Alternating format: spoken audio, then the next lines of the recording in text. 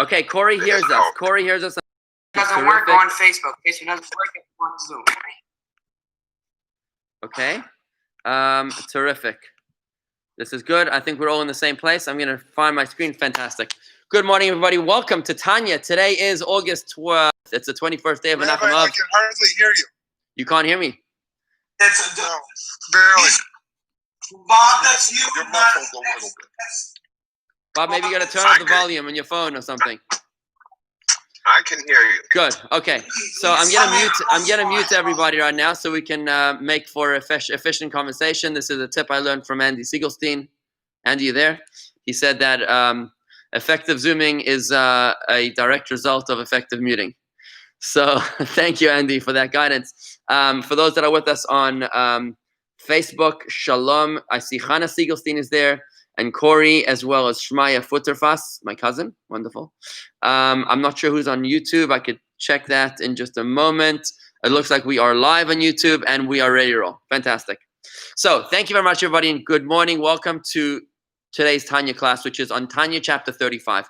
This is very exciting stuff. Now, even though we started chapter 35 last week, it is so profound that I want to take it slowly. I want to break it into small pieces because what Tanya chapter 35 through 40 talks about is the importance of the unspirituality of Judaism. The importance of the unspirituality of Judaism. What does that mean? You see, other religions, they're very, very spiritual. They're about avoiding food and excess and physical pleasures. You know, in Christianity, you're supposed to avoid marriage and celibacy. In Islam, you're not supposed to drink alcohol. Mickey, while you're drinking a l'chaim over there at 8 o'clock in the morning, right? Whatever it is that I know it's cranberry juice. I know you. You know, other religions, they have a large emphasis on avoiding pleasure. Whereas Judaism seems to have this obsession with engagement in this physical world. And it's not really good for business. It doesn't make us look like it really doesn't make us look very spiritual. In fact, it's the opposite of being spiritual when you're so obsessed with the physical. You know, think about it. You know, there's a good story of the mayor who comes to visit the rabbi of the town, of the shtetl for Shabbos. I've said the story before, but it's such a great story. He comes to spend Shabbos with the rabbi. He wants to see how the Jews live. So what does he do? He comes in, and you know, Shabbos comes in. The mayor is not Jewish, right? So he comes into the rabbi, and the first thing that they do is that they welcome the Shabbos. Before Shabbos, they have a little l'chaim, you know, like a little l'chaim, you know, nothing major, just to welcome the Shabbos in the right frame of mind. They light the Shabbos candles. Then they go to shul, they daven. After shul, they make kiddush in shul, and they have a little l'chaim. Then they come home and they make kiddush again for the family, and they have l'chaim, and they eat the fish and the meat and the salads and the herring and the kichel and the whatever, you know, the whole thing. And through the meal, they're having l'chaims. You know, you get a drink, there's a glass of wine, it's overflowing with wine. At the end of the meal, we do the grace after meals. Of course, what would grace after meals be without an overflowing glass of wine? Of course, right? And then after the meal, they have a few more l'chaims, they go to sleep late. They wake up in the morning, they go to shul, they get to shul, they have a little l'chaim, they have a kiddush, nice sermon, right? Then at the kiddush, everyone's saying l'chaim, they come home, they make kiddush again, they have l'chaim. Basically, they have a beautiful, restful Shabbos with resting and all sorts of beautiful things. In the afternoon, they have the third meal of Shabbos where they're drinking l'chaim, they have more herring, more kichel, right? They wash for bread, right? And at the end of Shabbos, of course, you got to make havdalah. What's havdalah? Havdalah is an overflowing glass of wine, right? When the mayor is getting ready to leave after Shabbos, he says to the rabbi, he's like, you know, I had a wonderful Shabbos with you guys. Really wonderful. So nice getting to know the Jews better. You know, I don't really understand why you can't flick the light switches on Shabbos, but I completely understand why you don't drive on Shabbos. You know, we're very, very physical. We're a very physical religion. And what's up with this? This chapter 35 of Tanya that we're learning today is going to really, really put into the proper perspective the reason that we're so focused on physicality. And that is like this. You see, if the purpose of our soul's descent into this world was for self-refinement, then our godly soul would not need to be enclosed within the animal soul. It would be able to be opposed and as an opponent against the animal soul, and they would struggle one with the other. And as they struggle, one would overwhelm the other, and would be good. Hopefully, just like the twins of Rivka. When Rivka, our matriarch, was pregnant, she, after many years of infertility, Yitzchak and Rivka, our patriarch and matriarch, they were very infertile until eventually she got pregnant, and she was very concerned because this baby inside of her seemed to be drawn both to monotheism as well as to houses of idolatry, until the sage of the time explained to her that you have two nations within you and one will prevail over the other. This is Jacob and Esau. It was the Jews and the Christians, inside of her. When one rises, the other will fall. Now, if the purpose was refining our own spirit, our own godly soul, it would make sense, that the godly soul would fight against the animal soul, beat him up, and it would all be over. But the question, the premise of chapter 35 is, why does the godly soul need to be enclosed within the animal soul? It seems like Hashem wants us to, it's like you have two wrestlers in the arena, and one, instead of fighting against each other, one is on the shoulders of the other. And you're like, what kind of fight is this? Right? It's like we have a human being, and he's on top of a wild, what do you call those wild oxes from, I don't know, the Broncos, or, when they ride the ox, it's crazy, and the horse, or crazy horse. It's a bull, for bull riding. Bull riding, exactly. I mean, he's supposed to ride the bull. What is it? A Brahma bull. Brahma bull. Okay, I'll take your word for it, a Brahma bull. Why would it, it's like God put our godly soul, this angel, on top of this crazy wilde chaya, on this Brahma bull, and we're supposed to somehow get along with each other. The bull is trying to throw us off. The godly soul doesn't want to be there. What's the point of the soul? So in chapter 35, the Alter Rebbe explains to us a fascinating insight, which really changes our perception of reality once we understand our divine purpose on this earth. See, our purpose on this earth is not to refine our godly soul. Our godly soul is already a piece of God. It doesn't need any refining. It doesn't need any fixing. It's the animal soul that needs fixing. When the godly soul works in tandem with the animal soul, and together they do a physical mitzvah, as opposed to a mitzvah involving speech, and a mitzvah. Thank you, Rob. There we go. Now we know what we're talking about. Those are big horns. Good. Terrific. Thank you. Show and tell. So when we are doing a physical mitzvah, our godly soul is literally forcing our animal soul, our natural soul, and our physical body to participate in a godly act. And that causes something extraordinary to happen to the animal soul, and I'm going to explain that in a moment. When we do, however, a mitzvah which involves our power of thought or our power of speech, it's very different to when we do a mitzvah involving our power of action. The mitzvahs involving power of action actually transform the natural soul and the body. A mitzvah involving thought and speech has little to no impact on the natural soul and the body, and they only serve to illuminate the godly soul. Right? That's a very powerful premise. When you come into this chapter with the awareness that the godly soul needs no fixing, you're almost wondering, why do I need to do mitzvahs involving thought and speech? If they don't transform the physical body and the natural soul, then why am I doing it? That we'll learn in chapter 41 and onwards. But right now, we have to cement a solid foundation as to the importance of the emphasis of Judaism, why the lulav has to be with a physical palm branch and a citron, why the matzah has to be with flour and water baked into that cardboard-like substance, why the sukkah has to be when we turn into engineers. Somebody posted like a meme or something, which was about this quarantine, that we wear masks and it feels like Purim. We're not eating properly and it feels like Yom Kippur. I don't know. Every Yontiv was almost like personified in this coronavirus. Basically, every Yontiv we have another interesting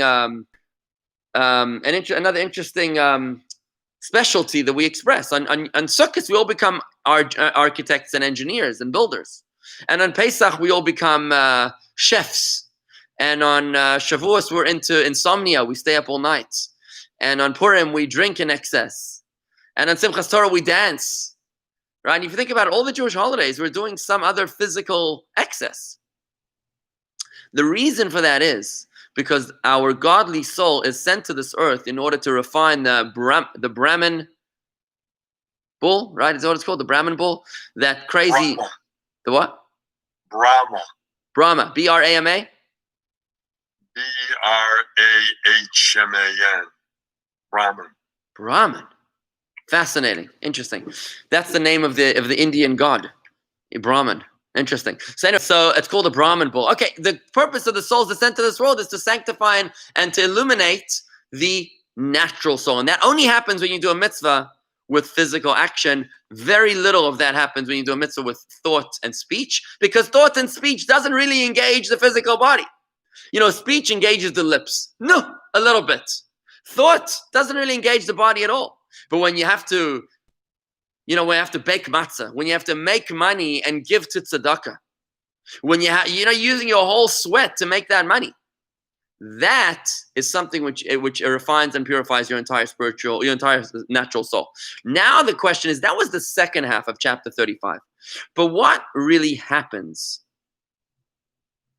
to the natural soul when we do a mitzvah? And this is a magnificent metaphor that comes out of the Zohar. It's introduced to us in the beginning of chapter 35. And I'd actually like to read it to you in the original. So if you have this book, The Practical Tanya, I'd like you to follow along with me. If you could please turn to page 386. And if you don't have the book, don't worry about it. You can just listen. Should be all good. Okay. So what the Tanya is going to share with us is this powerful metaphor from the Kabbalah, which explains to us the transformative effect that happens to our natural soul and our body every time that we do a mitzvah. Obviously, that mitzvah can only happen when our godly soul forces our natural soul to participate in the mitzvah, because we're in this together. You can't do one without the other. There's an interesting story in the Talmud Sanhedrin about Antoninus, Marcus Aurelius, the Roman emperor, who asked his good friend, Rabbi Yehuda the Prince, he said, how can God possibly reward a human being for the merits that he did in this world? Because the soul couldn't have done it without the body, and the body couldn't have done the mitzvah without the soul. Same thing goes for punishment. How can God punish a human being? The soul will say, it wasn't me, I couldn't have done the act without the body. And the body will say, well, it wasn't me, because I couldn't have done it without the life of the soul. I'm just a dead corpse. So Rabbi Yehuda the Prince answered him. Rabbi Yehuda is the author of the Mishnah. He was the one who edited the oral law into writing. He responded to him and he said, it's like a watchman, two watchmen in the king's orchard. One is lame and one is blind. So the king has two watchmen. Why? Because he wants the lame one so that he won't be able to steal his fruits, and he wants the blind one so that who can walk, but he won't be able to see, he won't be able to desire the fruits. And the two of them together are able to protect the orchard of the king. So when fruit is stolen, the king blames the blind one and he says, no, it wasn't me, because I am blind, I can't see. And he blames the lame one and he says, it wasn't me, I couldn't have stolen it because I can't walk. So what the king did is that he placed the blind one upon the shoulders of the lame one and he punished them together. Right? Because together obviously is how they stole the fruit. Same thing is how Hashem rewards and punishes us, is by putting the body and the soul together. That's how we're rewarded. And that's how we're punished. And that's how we know that the ultimate reward of our mitzvahs is not in heaven, but it's back on earth.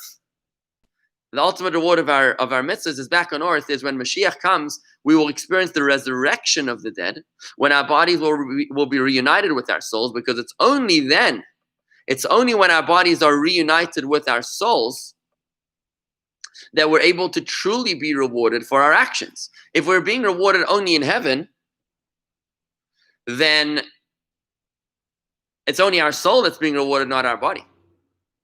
In order for the body to experience the reward, we have to experience resurrection. Ideologically speaking, we must experience resurrection only purely from a justice perspective to allow the body to also participate in reaping the rewards of its efforts. By resurrecting the body together with the soul, God is putting the lame watchman the lame watchman above the blind watchman. So the two of them together who stole the fruit can now be punished as one. And the body and the soul that did the mitzvah together can now be rewarded as one as well. Okay? And now we're going to go into chapter 35 to read this magnificent metaphor from the Zohar, straight from the book of the Zohar, as it's explained by the Alter Rebbe in Tanya chapter 35, which really changes our perception of our purpose in this world. Here goes. I'm on page 386 at the 387 actually. I'm going to read only the bold letters until we get into the actual metaphor. Let's clarify the term further so that you can do it, which is the verse upon which the Tanya is based. For the thing is very easy, very close to you in your mouth and in your heart, so that you may do it. How is it very easy to be a perfect Jew? And let's also try to get some minimal insight into the reason for why God created ordinary Jews this way. We need some insight into why the divine souls of the Beinani came down into this world to be enclothed within an animal soul, which derives from the forces of impurity. For in the case of the Beinani, the deep core of the animal soul from Klippa remains as strong and as powerful as when they were born. We're never able to truly transform our animal soul. We've learned this basic idea earlier on in Tanya, that an ordinary Jew cannot transform the essence of his animal soul. It's going to stay an animal for his entire life, and he's going to have to struggle. And it's only that the animal soul's garments of thought, speech, and action are able to be controlled by our godly soul. And since this is the case, why do the souls of the ordinary Jews have to come into this world for a war which can never be won? For a futile struggle, God forbid, to battle in vain with the impulse of evil all their days without being able to prevail over it. I'm just going to rephrase that in my own words. We've learned earlier in chapter 27 why it's necessary for the godly soul to fight a battle against the animal soul, even though you're never going to conquer it truly. Only a tzaddik, a righteous person, can truly transform his animal soul. But an ordinary Jew, what we call the Beinani, cannot actually ever transform the feelings of his animal soul. So what's the purpose of being in a futile struggle? So in Tanya chapter 27, we explain the doctrine of iskafia, which was tremendous divine pleasure brought to God every single time that we do suppression, that we suppress our animal soul. It's not about the destination of conquering the animal soul. It's about the journey of suppression. Every time we suppress the animal soul, we're giving tremendous divine pleasure. We learned that in chapter 27. I encourage you to review that class on youtube.com / Jewish Gardens, at youtube.com / Jewish Gardens, where you can look at the Tanya playlist to hear this class of Tanya 27. But in today's lesson of 35, the Tanya introduces us to a deeper question as to, more specific, why the godly soul needs to be enclothed within the animal soul. And that's where we introduce this that's where we need this metaphor, which the Tanya is about to introduce to us, okay? So now I'm going further. I'm in the middle of page 388. To address this concern, we introduce a passage from the Zohar. Let this be their consolation, to offer them comfort with a double measure of wisdom, and to let their hearts rejoice with God, who is present with them in their Torah and their worship. We first need to examine a teaching of the Yanuka, the inspired child, in the Zohar. Not quite sure what the Yanuka is. It seems like a child who was saying prophecy in the Zohar. Says in Parshas Balak, on the verse, a wise man has eyes in his head. This verse is from King Solomon in Ecclesiastes in the book of Kohelet. It says, a wise man has eyes in his head. And friends, I have to ask you, do you need to be King Solomon to say this? Do you need to be King Solomon to know that a wise man has eyes in his head? I mean, seriously.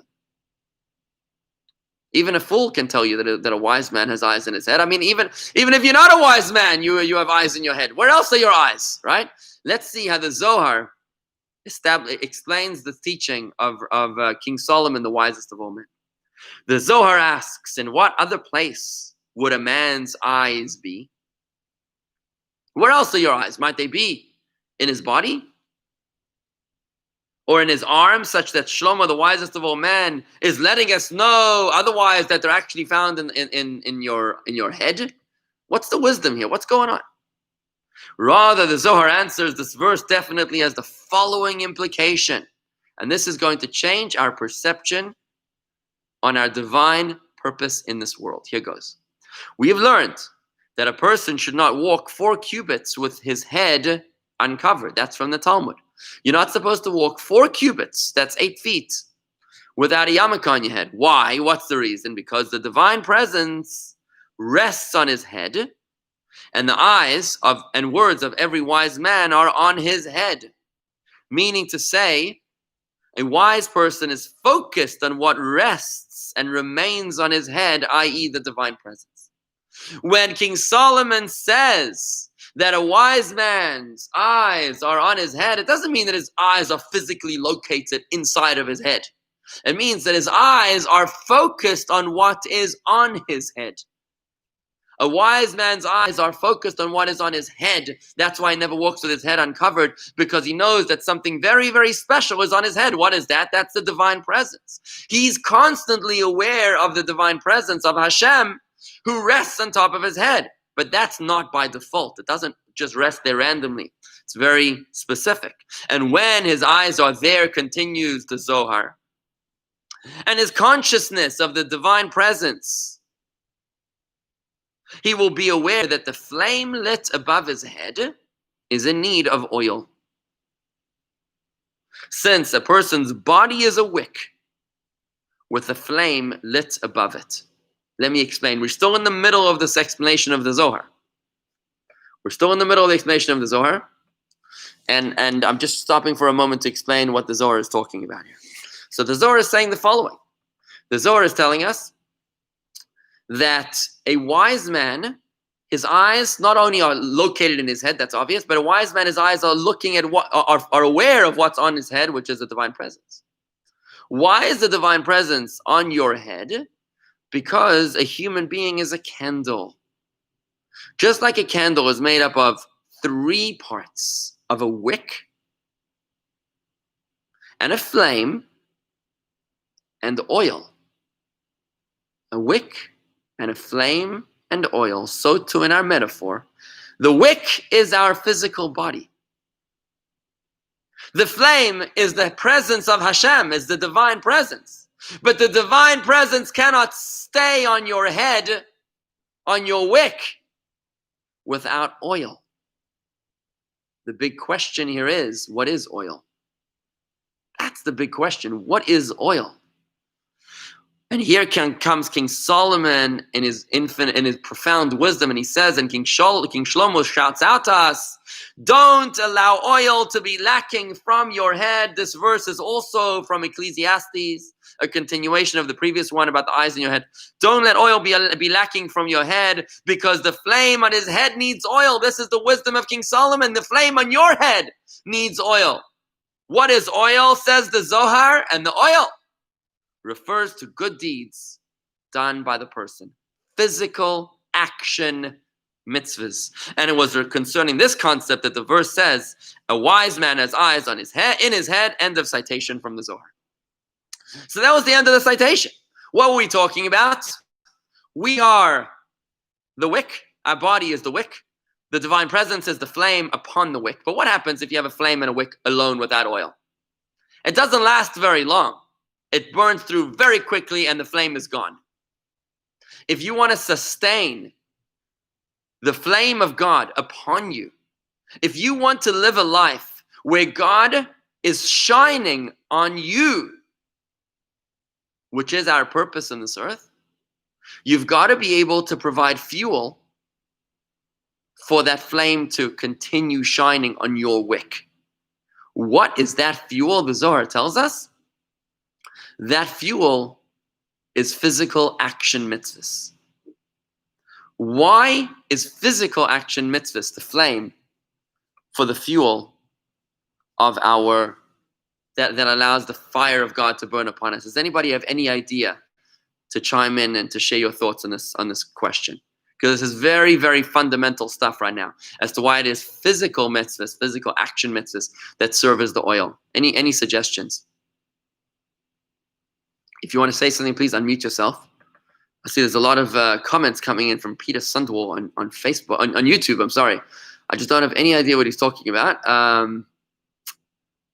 No idea what he's talking about, so I'm going to ignore that. Okay. And on Facebook, I can't tell. Let me just see if there's any comments coming in on Facebook. I'm not logged in there right now. But just while you're thinking about this idea, I'd like you to think for a moment, why can't there be something else which serves as the fuel of our soul, of the flame of God upon us? Why can't our divine soul, serve as the fuel which perpetuates the light of God upon us? What's wrong? What's wrong with the flame of God being perpetuated, being burned by the oil, which is our divine soul? Well, I don't think there's something wrong with that. I think it's just the point of how you started out, that you need to involve all parts of you, but the part that's most challenged is the animal soul. So therefore, include physicality, not just the mind, the thought. I have another thought. Okay. I would think the physicality would take more energy than thought and speech, and we need energy to keep the flame. Okay, so you are using a physical metaphor where you need energy to sustain fire, right?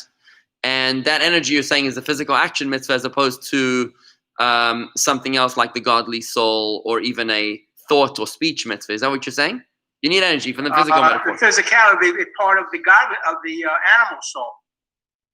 Physicality. Okay, so action are the animal soul. Right, but that Warren, in the metaphor, that would be the actual wick.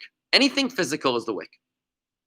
Just like the wick is a physical substance that's being destroyed by the fire, right? So too, anything physical would be part of the wick. The oil is why is the oil different to the wick? The oil is something which is perfectly and seamlessly integrated into the flame. Think about that for a moment. What happens when you light a cloth or a wick? You get like black smoke, you get soot, you get ash, right? You know what I'm talking about? Because not all of that wick is consumed within the flame. It leaves a residue. That's why you have the black smoke, the dark fire, right? When you have a substance which is seamlessly integrated and perfectly conducive to the fire, that's when you have a very stable flame which burns beautifully. You know what I'm talking about? I don't relate to this wick oil metaphor, and I get what you're saying, and it's part of the Tanya. But I think in today's world, I relate more to body and soul involvement. For things to be at its maximum, it's body and soul. Therefore, to the Tanya view of animal soul and godly soul, then yes, you got to involve the physical aspect or animal soul. Okay, look. Let me put it to you this way. I don't want you to think of it as binary. It's not just animal soul and godly soul here. There's more to the story here. There's a vital ingredient to allowing us to draw the light of Hashem upon us. That's the key here. The oil, the purpose of the oil is to draw the light and to sustain the light of Hashem upon us. So we have a body which is a physical body, which is kind of opposed to the presence of God. It's like a wick, which is different, very different to the flame. Its engagement with the flame is combative. Or combative, I'm not sure which is the right way to say that word, but it's in conflict. The physical body is in conflict with godliness.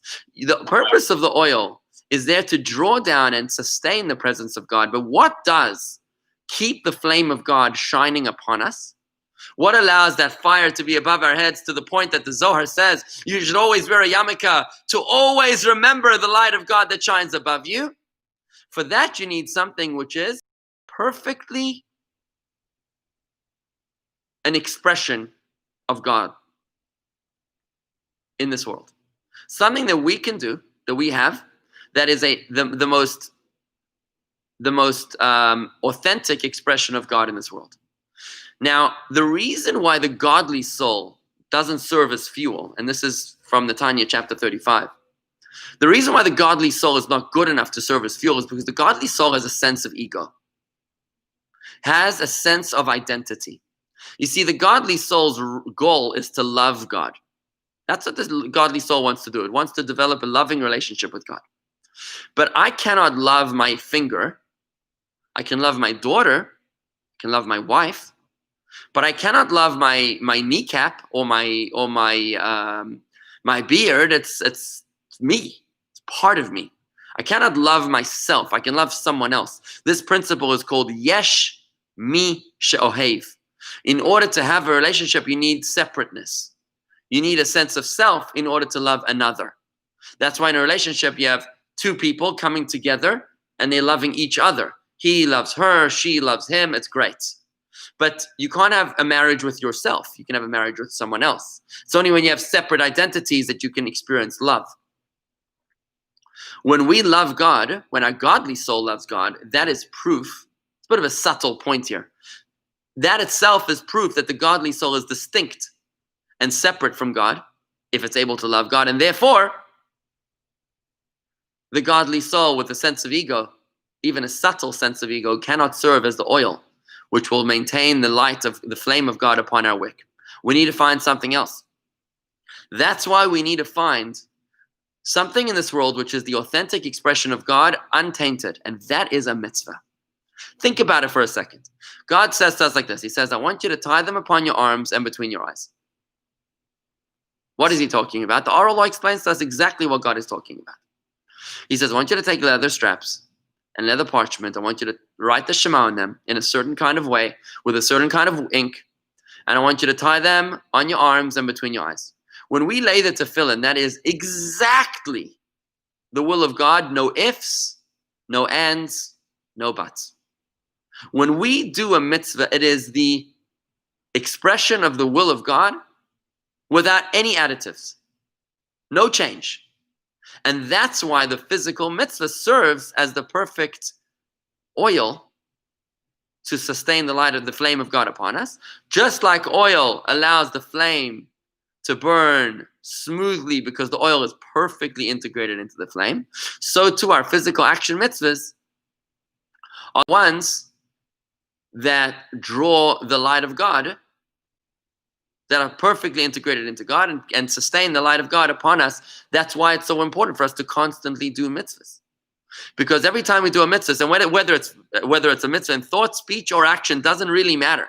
Every one of the 613 mitzvahs is an authentic expression of the will of God. There is nothing else in this world which is an authentic expression of the will of God. By the way, even God's creative power, even the fact that God spoke the world into being, it says God wanted something, and it happened, right? God wanted there to be light, and there was light. So maybe light is the authentic expression of God's will. Is light the authentic expression of God's light? Sorry, is light the authentic expression of God's will, the fact that he created it? Tanya says not really, because it went through a process which Ron loves, the process of tzimtzum, the process of contraction. When God creates a physical world, his desire has to become diminished or hidden in many contractions as it goes from a spiritual to a physical expression, right? So when God wanted to create light, the fact that he created a physical light meant that the word of God needed to undergo multiple contractions to the point that it was able to express itself in a physical format. But when we do a mitzvah, we are doing the physical mitzvah exactly the way it was commanded by God. And this is... Yeah. I lost you a little bit. A few sentences ago, you said something to the effect, and I'm sure I misunderstood you because it didn't make any sense to me.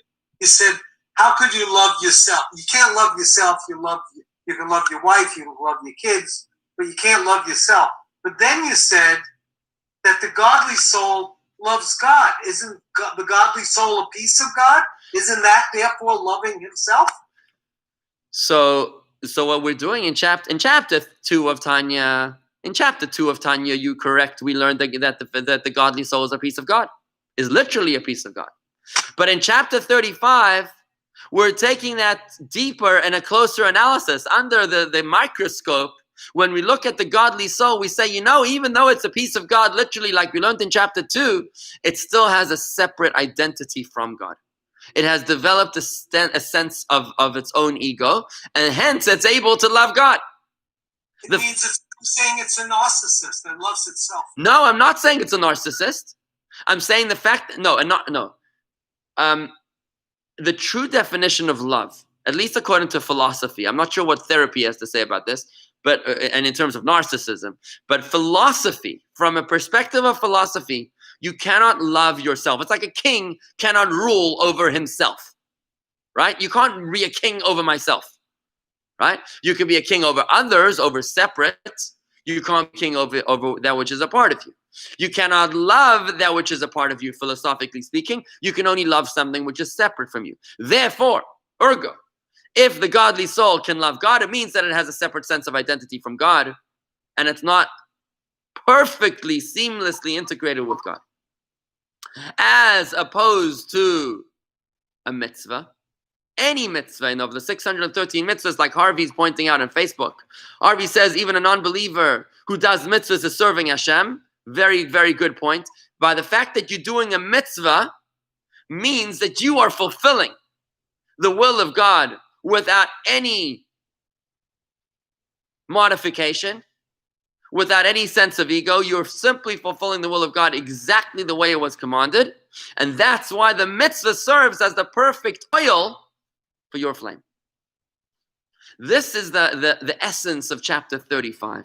Once we understand that our purpose to be in this world is not to refine our godly soul, it is to engage our animal soul and our physical body, our wick in the metaphor. To do what? To the wick. To bring the flame of God to the wick. How does the godly soul do that? By choosing to do mitzvahs in tandem with the body and the natural soul. That's how we become literally a light unto the nations.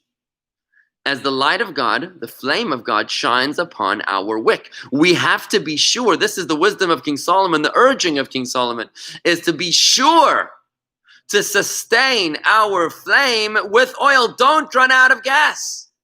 Don't run out of fuel. Make sure to keep that engine well stocked. Right, to keep, you're like a steam engine, you got to keep on throwing coal into that engine. And that's what's going to keep the train moving along, because if you run out of coal, you're going to grind to a screeching halt. The flame of God, the presence of God will be extinguished, will expire from above you, just like a candle will extinguish when it runs out of fuel. And if you look closely at the metaphor, it says, in the words of King Solomon, he says, just one second, the words exactly are, it says, because the words of the Zohar, where the divine presence rests upon his head, it sits above his head, because even though the animal soul itself has not been transformed. We said that the Beinoni is a person that can never change, he can never conquer his animal soul. He can only control the thought, speech, and action, the expressions of the animal soul. This idea we've learned in the teen chapters of Tanya. You can never transform the animal soul. So what happens is that the godly fire, the flame, rests above your head, not in your head. It doesn't sit inside the animal soul. It sits above the animal soul. It sort of shines with it, but it doesn't actually transform it. This is the novelty of chapter 35. When we realize that our purpose in this world is to illuminate our body and our natural soul, and the way to do that is through doing mitzvahs, because only mitzvahs are the authentic expression of the will of God in this world. The oil that will beautifully burn the candle, burn the flame. And that's when we get to the second part of the chapter, which is what I told you at the beginning of the class, which is the value of the physical mitzvah over the speech and thought mitzvah.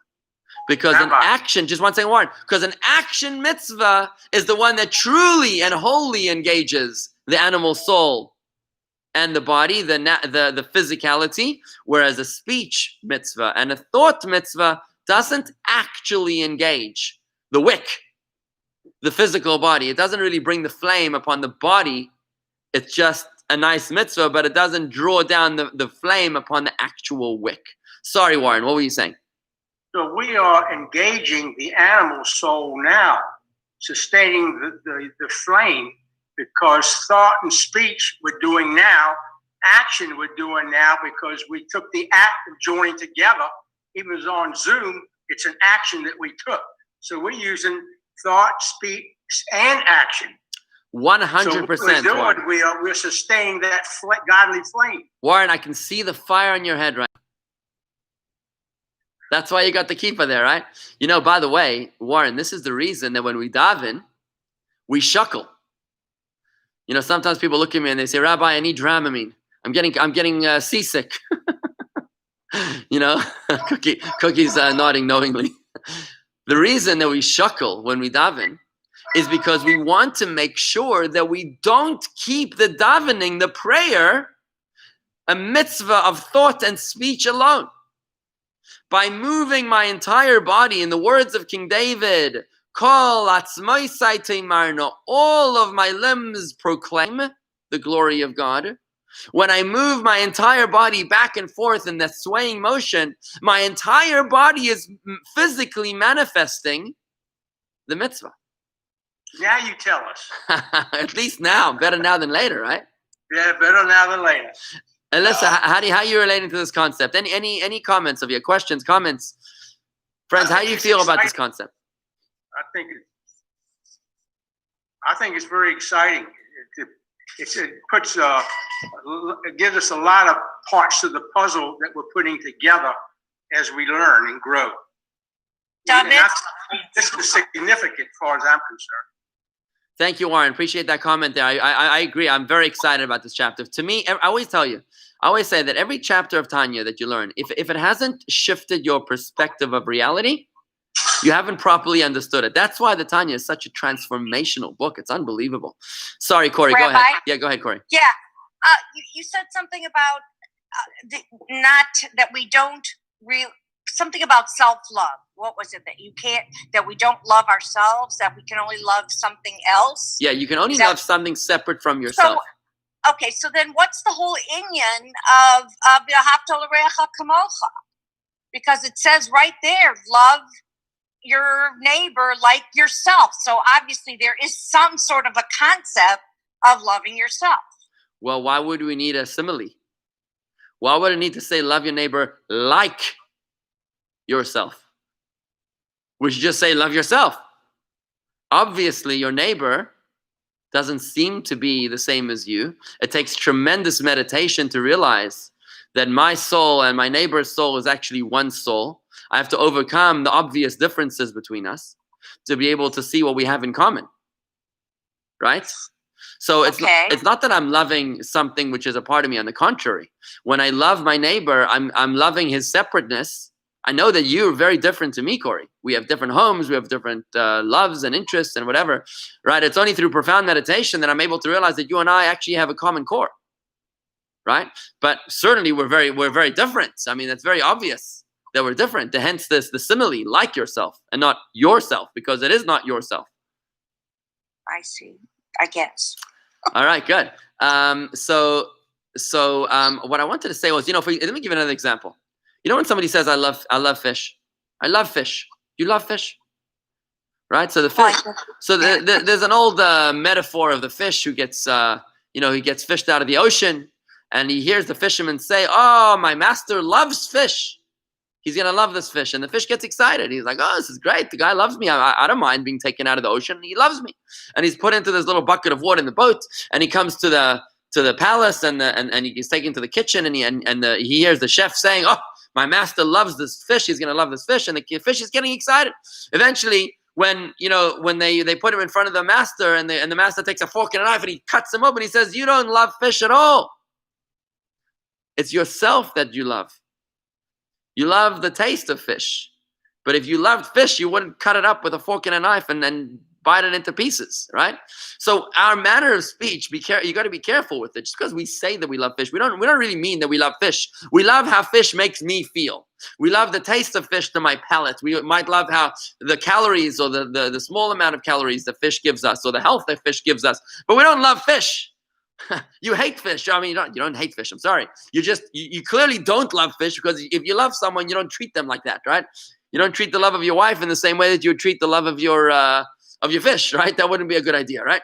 So we're going to be careful of our idioms and the way of our speech, which is not always accurate. This really concludes this idea of chapter 35, which is the notion that our purpose in this earth is not to move upwards, to become more spiritual, but on the contrary, to move downwards.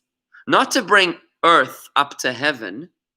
Our goal is to bring heaven down to earth, to make this physical world a holy place. Each and every one of us has a piece of this earth, a piece of real estate, which is designated to our specific souls.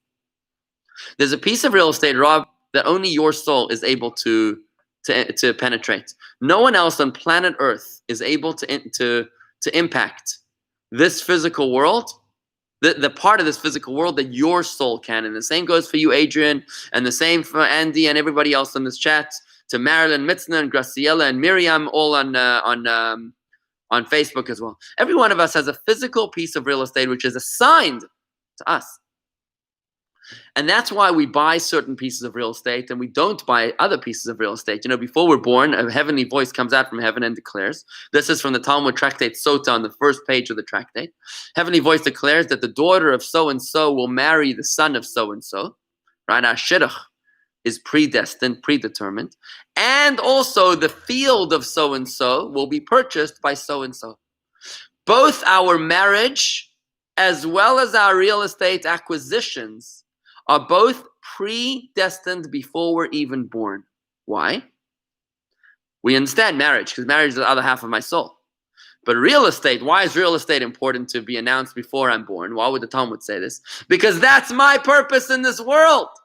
You're sitting right now in a piece of real estate, and I was watching the Zoom minion today, and I was feeling kind of emotional, thinking how Mickey's office has become a shul, how Warren's living room has become a shul, how Corey's couch has become holy, right? It's really beautiful. Rob Berger, he davens in front of the bookcase and he learns in front of the Picasso, right?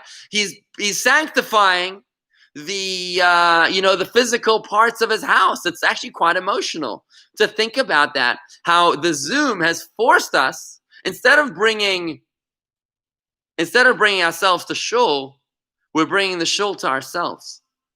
We're sanctifying every last corner of our lives. Some of us are listening in bed in our pajamas to this class, right? Some people are listening to this class a little later, and they might be meditating, right, on the golf cart. Bob, little elbow nudge there, right? And we might be in all sorts of different places. Our purpose in this world is to sanctify our specific piece of real estate. And how do we do that? We realize, I'm the wick. My real estate is the wick. The flame is the presence of God, and God is waiting at the door to be invited to the flame. How do you do that? So how did the flame come to the wick? You got to give him oil. You got to give him oil to burn. Oil is providing fuel, is the coal to the steam engine. Fuel would be the mitzvahs, the 613 mitzvahs, which is the authentic expression of the will of God. Specifically, which mitzvahs have the most impact on the real estate of this world and our physical body? It's the action mitzvahs, because they engage our physical body. We'll talk later about the importance of meditation, the importance of kavanah. Kavanah, which is intent. Let's not dismiss that just yet. Intent is very, very important. We'll learn that in the 40s, in the chapters of the 40s of Tanya. But right now, from 35 through the end of chapter 40, We're learning the importance of the physical mitzvahs, why Judaism is such a physical religion, such an unspiritual religion, because God doesn't need us to bring earth up to heaven. God needs us to bring heaven down to earth. Like the Kotzker Rebbe famously said, where is God? Wherever you let him in. Have you let God in to your piece of real estate? Have you done a mitzvah today? Each and every day we have to surround ourselves with mitzvahs. Thoughts, friends, as we wrap it up. Rabbi, if Yes. it's predetermined which piece of real estate I'm going to buy, what happened to my free will that I want to buy this house and not that house? I can understand with the soulmate, with the spouse, whatever, and I do understand that Hashem knows what you'll decide, but I still have the right to decide what I want. You just said, no, it's predetermined not buying that piece of real estate. No, you've got a mistaken perception of free will. You're assuming that free will means that you can do whatever you want, whenever you want, and that's not true. I'm going to quote from the Talmud, Hakol bidei shamayim, everything is in the hands of heaven, except for one thing, chutz miyiras shamayim, except for the fear of heaven. Everything has been predetermined by heaven, except for the fear of heaven. Before you're born, an angel brings your soul before God and says, will this one be wise or foolish? Will he be rich or poor? Will he be, all those things. Will he be fat or thin? All that's predetermined by God before you're born. The only thing. How about when we're asking Hashem to change his decrees? Is it predetermined or not predetermined? You're appealing to God to change his predetermined. Mickey, you're appealing to God to change his predetermined decrees. That's exactly what you said. Yes. His predetermined decrees, you're asking him to change them. You're saying, look, I know you decided to make me fat, but I really would like to be thin. So you're appealing to God to change that. Now, that may or may not be accepted, right? And that's a whole nother discussion about how prayer works. But prayer is an appeal process, but on a literal level, on a simple level. But in terms of free will, the context of this conversation, free will applies only to our yiras shamayim, to our awe of heaven, to our relationship with God, to our Yiddishkeit, to whether or not you'll do a mitzvah. That has not been predetermined. Whether or not you wake up and come to shul today, that was not predetermined. But which piece of real estate you'll buy and which you'll sell, sorry, Mickey, that's already been predetermined before you were born. Rabbi, I have difficulty, and I'll leave it at that. Okay. That's fine. Listen, Tanya challenges us. No problem. I wouldn't expect it to be easy. But this is the idea that we learned today, friends. The idea of why the Beinoni has to struggle. Just to wrap it up with this idea. Why is it that the Beinoni has to struggle? The Beinoni is the middle-level Jew. He's the Jew that can never conquer his animal soul, his natural soul. He can never transform it. So why do we have to struggle with that? Again, in 27, we learned because of the doctrine of iskafia, the great pleasure that's given to God every time we suppress and curb our desires. But in today's chapter, we learned the purpose of the struggle is because every time we engage with the animal soul, we're shining light upon it. Every time we do a mitzvah in tandem, we're bringing the flame of God upon it, and that's why we wear a yarmulke. The yarmulke reminds us, it's not something we wear in shul. You don't need a yarmulke in shul, because in shul, you're aware of the presence of God. It's outside of the sanctuary, that's when you need the yarmulke. To remember, that God is above your head, right? How is God above your head? By always doing a mitzvah. For example, that's a good reason to wear tzitzis all the time, by the way. This is why we wear tzitzis 24 hours a day. It says you only need to wear tzitzis when you have a four-cornered garment upon you. So I'll make sure to wear a four-cornered garment all the time, every hour of the day, and even of the night. Why? Because I want to constantly be enveloped in the mitzvah. By constantly wearing the tzitzis, I'm constantly surrounded with oil. The oil that will burn. Is it enough oil? Maybe not. I need more mitzvahs. I need to study Torah. I need to do other mitzvahs, right? The tefillin and the mezuzah and the lulav and the esrog and the kosher and whatever else, the meditation, all that good stuff, loving your fellow, right? That's all good stuff. But you've got to be providing oil. And that's what life is all about. The divine purpose of our soul's descent into this world is in order to ensure that we are providing enough oil for our flame. And that concludes chapter 35. Lots to think about. I hope that you're okay with these ideas, friends. Rob, you okay? You wanted to say something, Rob, before I let you go? Rob, you got to unmute yourself if you want to say something.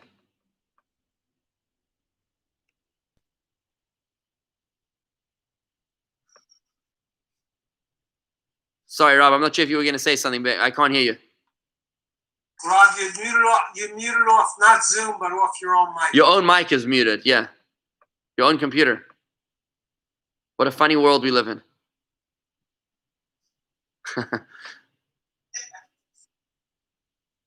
No, we still can't hear you, Rob. Anyways, thank you, Harvey, for your comment. Yeshakach, great class. Tanya is brilliant. While Rob was trying to unmute, you really threw me when you said a yarmulke is not needed in the shul, but everywhere else. You kind of threw me there. Okay, so don't get me wrong. I'm not saying don't wear a yarmulke in the shul. I'm saying wear a yarmulke all the time. But where should you wear a yarmulke especially? You should especially wear a yarmulke outside of shul. Even more than you should wear one in shul, because in shul you're aware of the presence of God. It's outside of shul that the yarmulke is supposed to remind you of the presence of God. That's why we wear a yarmulke above our head, so you should be conscious of that which is above your head. You still should wear a yarmulke in shul, though. Yes, but even more important than wearing a yarmulke in shul. More important. Exactly, that's right. So don't get me wrong over there. Good point. So thanks for pointing me out. I see some comments coming in on YouTube. A mitzvah is action, and action creates energy, and energy is fuel. Okay. Here we have a hard job to bring heaven down to earth in today's world. Maybe that is why we are online learning, because more people take advantage of this learning. Nice, cute. And Elaine, a physical mitzvah redeems klippa, hence removing a layer of concealment. That is correct. By engaging the clip with a physical action, we are bringing fire onto that wick. All right, guys, I think that's a wrap today. Thank you for joining me today. Today is Tuesday. I think there's no more classes today that I'm aware of. Tomorrow morning, we have Zoom Minyan at 7:45 in the morning, jewishgardens.com/Zoom. And then on Thursday night, I'd like to encourage you to join me for a new series we're starting on Mashiach. Mashiach explained in detail. That's 8 p.m. on facebook.com/Jewish Gardens. Facebook.com/Jewish Gardens. That's 8 p.m. on Thursday night. Corey's Tehillim and their Hebrew reading class is tomorrow at noon at Zoom. Sorry, Mickey, you wanted to say something? Yeah, I thought I sponsored for today. Oh, of course, Mickey. I'm so sorry. I'm on 3 platforms. I'm so sorry. I'm glad you brought that up. I put it on the Facebook. I put it on the Facebook description because I'm on 3 platforms. Sometimes I get a little distracted. But yes, today's Torah study has been generously sponsored by Mickey and Cookie Gottlieb in loving memory of Cookie's uncle, Henry Nyers. Is it Nyers? Is that how I pronounce it? Chuna ben Avraham. Did I pronounce it correctly? Nyers. And I'd like to make a Kel Moler Rachamim for him. Henry Nyers. Here goes. Thank you, Mickey, for pointing that out. I'm so sorry. I was a little fablunget there. Okay.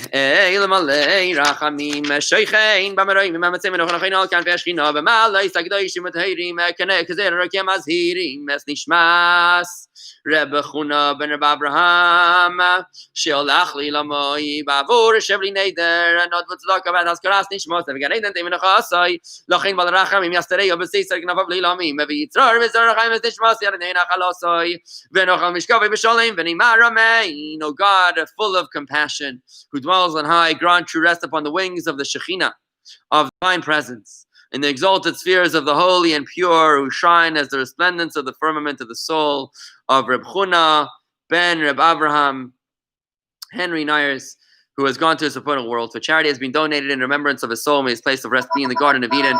Therefore, may the All-Merciful One shelter him with the cover of his wings forever and bind his soul in the bond of life. The Lord is his heritage. May he rest in his resting place in peace. And now let us respond. Amen. Thank you, Mickey, for pointing that out. Yashikoach. We have no sponsors in the coming days. If anybody would like to sponsor, it would be terrific. JewishGardens.com/donate. That's JewishGardens.com/donate or 561-624-2223. The show office is always open. 561-624-2223. Thank you, Cookie. Thank you, Mickey. May the soul of your uncle Henry be elevated in Gan Eden in the merit of the powerful and controversial Torah study, which we learned today. Even if Mickey doesn't 100% agree, that's fine, right? Got to challenge you a little bit, right? In trouble if I 100% agreed with you. Yeah, it's where you get in trouble where you mix your metaphors. Thanks for reminding me that one of the important things about presentations is don't have mixed metaphors. You have one metaphor, great. Stick with it. Your oil and wick, fine. But then you mixed up everything else. That was confusing. But main point was involving the physical aspect of your life in doing mitzvot. So got that. Thanks. Exactly. This is the problem when you learn as a nuclear physicist. You run into problems with your metaphors. So Andy, you're gonna have to knock me into shape over the next couple years. Yeah, just this one. Don't mix your metaphors. All right, listen. Criticism taken. The president of our show is always using his animal soul. He's always doing something. And I think when he's up on top of the ladder, he's using the shaky animal soul. Actually, as a metaphor today, Alyssa involved her body and soul as she was walking and sweating. Oh, yes. Oh, yes. Part of the Torah study, this was it. No, and Ron involving his body and soul as he was driving to the golf course. See, this is taking, you know, Alyssa, you're taking shuckling to a whole new level. So on the beam, I'm just shuckling, you know what I mean? I'm shuckling back and forth. But you're running. Your whole body is studying the Torah.